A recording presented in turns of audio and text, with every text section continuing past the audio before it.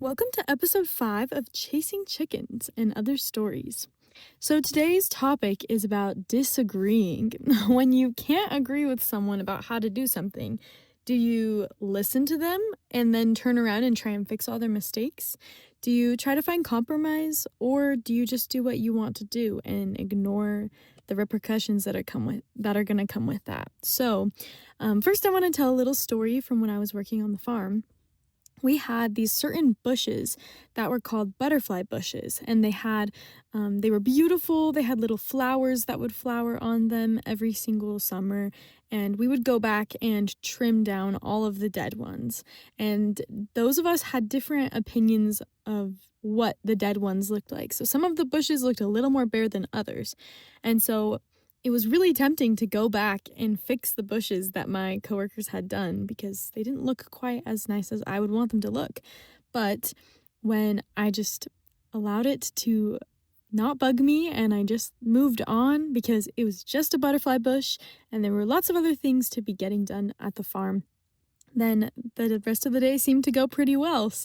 And my relationship with my coworkers went much better.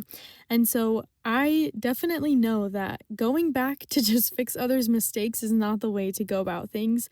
It's more important to actually talk with them and make sure you're all on the same page. Another example of this from another job I had was working at a library, and we would cover the books in plastic to make sure that they were protected.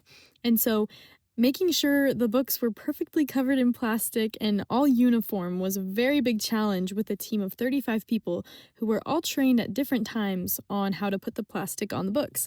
And so it took so much patience and willingness to train. I think that is one of the greatest leadership skills that we can develop is our willingness and patience with training new hires.